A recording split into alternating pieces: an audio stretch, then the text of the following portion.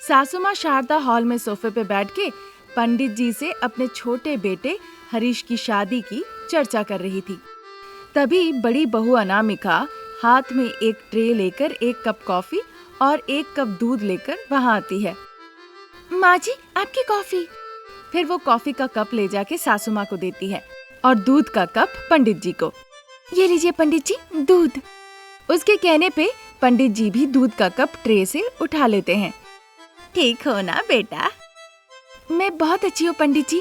आपने मुझे बहू बना के बहुत अच्छे घर में भेजा है। इसका कर्ज मैं कभी नहीं चुका सकती। मेरी सास मुझे बहू नहीं, बिल्कुल अपनी बेटी की तरह रखती है। ऐसा कह के वो शारदा को देखती है। शारदा भी कॉफी पीते पीते अनामिका को देखकर, ये सब अनामिका का प्यार ही है पंडित जी। वो मुझे बहुत अच्छे से समझती है। घर पे भी वो समझती है कब किसे किस वक्त किस चीज की जरूरत है, कब किसे कैसे समझाना है, सब कुछ वही करती है। अनामिका को बड़ी बहू के तौर पे भेज के आपने बहुत अच्छा काम किया है। उस दौरान पंडित जी दूध पी रहे थे और शारदा उनकी प्रशंसा कर रही थी। मैंने तो बस मदद की है। रमेश और अनामिका की जोड़ी तो ईश्वर की इच्छा है। आज वो एक है और खुशी खुशी जीवन बिता रहे हैं। कहते कहते दूध पीने के बाद वो कप अनामिका को दे देते हैं।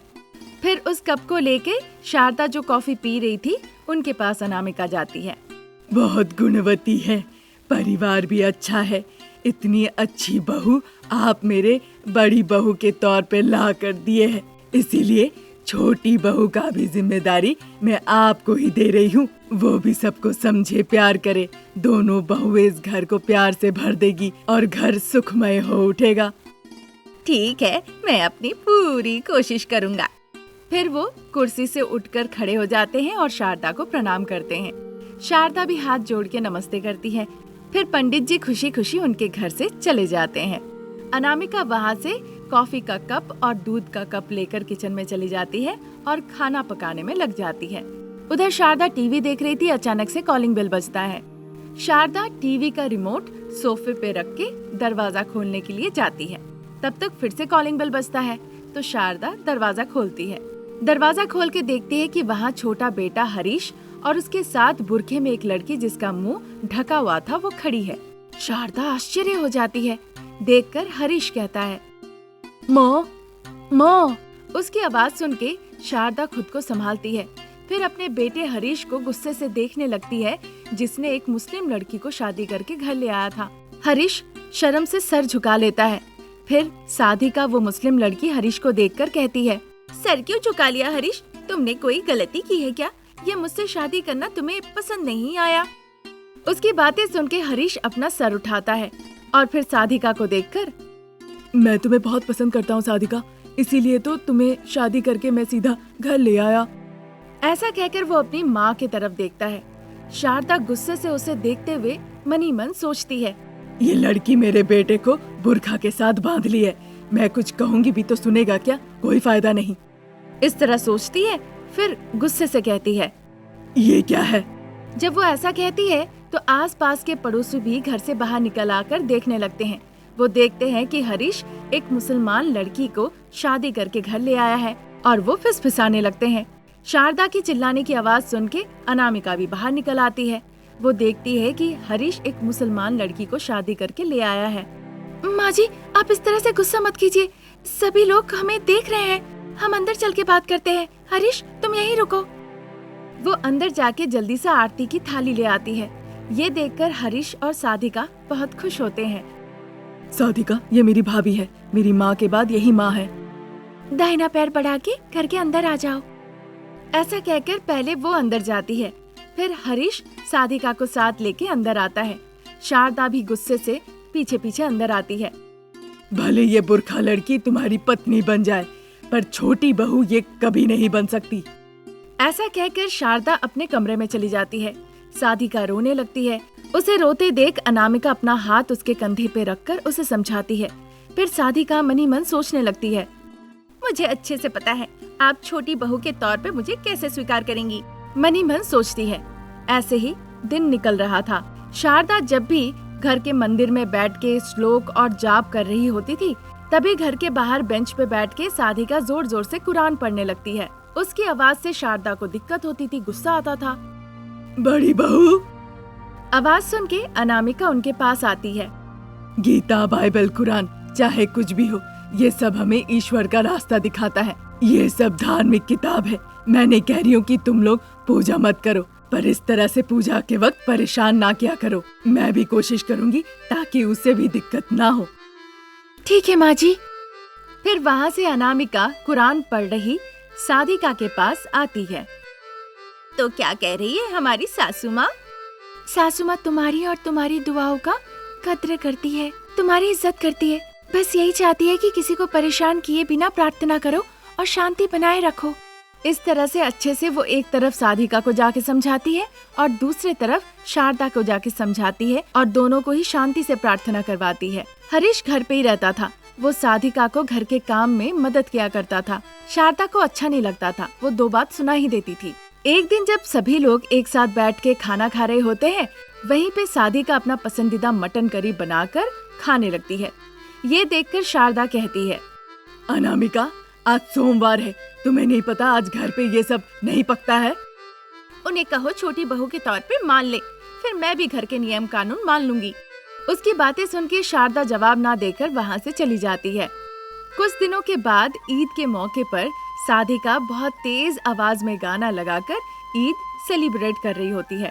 तेज आवाज सुन के शारदा साधिका के पास आती है और गुस्से से उसे एक थप्पड़ लगाती है और साउंड सिस्टम को बंद कर देती है। गाने बंद हो जाते हैं। अब साधिका जोर जोर से रोने लगती है। मुझे मारने की आपको हिम्मत कैसी हुई? मैं तुम्हारी सास हूँ और तुम मेरी बहू। हमारे घर में कोई भी त्योहार हम मनाए अपने पड़ोसी और अपने आसपास के लोगों को खुशी और आनंद देने के लिए, ना कि उन्हें तकलीफ और समस्या देने के लिए। ऐसे कहने पे अनामिका साधिका के पास आती है। उसके इशारा देखकर साधिका जाके शारदा के पैरों पे पड़ गई। शारदा साधिका को अपनी छोटी बहू के तौर पे जेल के बाहर अपनी पत्नी अनामिका के लिए रमेश इंतजार कर रहा था। दूर से ही उसे अनामिका बाहर आते हुए जेल से नजर आती है। पति को देखकर आंखें नम हो जाती है। भागकर आके वो अपने पति को गले लगा लेती है। बच्चे कैसे हैं जी? वो ठीक है अनामिका, कैसे भी मैंने हरीश को समझा बुझा लिया, पर तुम्हारी छोटी वाली भाव्या बिल्कुल समझ नहीं रही है। माँ कहाँ है, माँ कहाँ है कह के पूरी रात वो रोती रही है। वो बहुत छोटी है और मुझसे ज्यादा लगाव भी तो है उसका। अनामिका ऐसा कह ही रही थी, तभी रमेश बहुत दुखी होकर कहने लगता है, एक दिन मैंने भाव्या को मारा भी Anamika. I am really sorry. आपको बहुत गुस्सा आ गया होगा, तभी आपने हाथ उठाया होगा। मैं समझ सकती हूँ, वो आपको बहुत परेशान की होगी। चलिए ना, मुझे अपने बच्चों से जल्द मिलने का मन है। उसके बाद रमेश अनामिका को बाइक के पीछे बैठाकर खुशी खुशी घर ले जाता है। घर पहुंचकर अनामिका मनी मन सोचती है, माँ जी आपने मुझे धोखा दिया था ना, इसकी सजा आपको भुगतनी पड़ेगी। वो ऐसा सोच रही थी। उधर घर पे बच्चे हरीश और भव्या, सास ससुर, शारदा और प्रसाद उसी का इंतजार कर रहे थे। दादी, माँ कब आएगी? तुम्हारे पिताजी लेने ही गए हैं, वो दोनों आ ही रहे होंगे। अभी तक तो इंतजार किया ही है, थोड़ा और इंतजार कर लो, तब तक वो आ ही जाएंगे। हाँ मेरी प्यारी, तुम्हारी माँ आ ही जाएगी। वो इस घर की देवी है, देवी। उसके आते ही घर जगमगा उठेगा। प्रसाद की ऐसी बातें सुन के शारदा का मानो मुंह ही बन गया। अनामिका, अगर इस घर की लक्ष्मी है तो मैं क्या हूँ? तुम्हें नहीं पता, तुम मेरी पत्नी हो। ऐसा कहकर प्रसाद सारे दांत निकाल के जोर जोर से हंसने लगते हैं। उन्हें देखकर हरीश और भव्या भी जोर जोर से हंसने लगते हैं।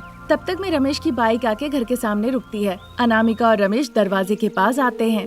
बेटा बहू घर लौट आए हैं देखकर शारदा और प्रसाद बहुत खुश होते हैं। बच्चे अनामिका को देखकर माँ माँ कहकर उसके पास भाग के जाते हैं। अनामिका बहुत खुश हो जाती है। बेटा हरीश, तुम ठीक हो ना? मेरी गुड़िया रानी, तुम कैसी हो? ऐसा कहकर भाव्या को वो गोद में उठा लेती है। एक मिनट, तुम यहीं रुको बहू। ऐसा कहकर शारदा अंदर चली जाती है। फिर अंदर से लाल पानी लाके वो अनामिका के ऊपर से नजर उतारती है। फिर अनामिका अपने बच्चों को साथ लेकर घर के अंदर प्रवेश करती है। कुछ दिन निकल जाते हैं। बगीचे में बैठ के अनामिका एक दिन सोचती है, आप अपने साथ मुझे चोरी करने ले गई और मेरे पीठ में छोड़ा भोंककर पुलिस के हाथों पकड़ा दिया, मुझे अपने बच्चों से दूर कर दिया। अब आपको सही सबक सिखाना ही पड़ेगा। मैं सही समय का इंतजार कर रही हूँ। वो ऐसा सोच ही रही थी, तभी वहाँ पे शारदा आ जाती है। बहू, तुम्हें जेल भिजवाया उसके लिए मुझे माफ कर देना। उस वक्त मेरे दिमाग में यही ख्याल आया कि अगर हम दोनों जेल चले गए तो हमें बेल में कौन निकालेगा, इसीलिए मैंने तुम्हें जेल भेज दिया। उसकी वजह से मुझे 14 दिनों तक जेल में रहना पड़ा। तुम्हें पता नहीं, बहुत मेहनत करके मैंने तुम्हारा बेल करवाया है। मुझे माफ कर दो बेटा, मुझसे बदला मत लो। माँ जी, मुझे आप पर बिल्कुल गुस्सा नहीं है, पर मैं कुछ समझ ही नहीं पा रही हूँ। आपको पता भी नहीं कितनी बड़ी घटना घटी है। अब देखना होगा कि हम क्या कर सकते हैं। क्या कहना चाहती हो बहू? अब बैंक में नहीं, पर छोटे मोटे दुकान में हम चोरी कर सकते हैं। अब चोरी डकैती नहीं बहू, अब हम अच्छे से कोई काम करेंगे। हाथी जैसी आप हैं, चूहा जैसी मैं हूँ। हम दोनों मिलके कोई काम कर सकते हैं क्या? ये बात सुन के शारदा सोच में पड़ जाती है। फिर सासू माँ को देखकर अनामिका कहती है, कोई काम नहीं करेगा, हमसे कोई काम वाम होगा ही नहीं। इसीलिए माँ जी, हमें जो काम आता है हम वही करेंगे। हमारी दुनिया में तो हम ही रानी है और हम ही मजदूर है। अगर ऐसी बात है तो हम क्या डकैती करेंगे बहू? ये सुनकर अनामिका सोच में पड़ गई।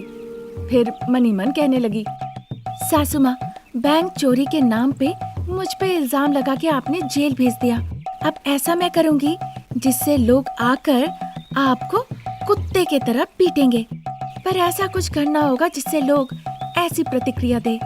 काफी देर तक वो सोचती है। थोड़े समय के बाद उसे एक बहुत अच्छी तरकीब आती है। वो खुशी से कहने लगती है, माँ जी, अभी ऐसा समय है जब सबके पास सेलफोन है। ऐसे सेलफोन्स है जो कि बहुत ही देखने में अच्छे हैं और चलते भी बहुत कमाल के हैं। बताओ कि क्या करना है बहू रानी? हम सेलफोन की दुकान में जाएंगे।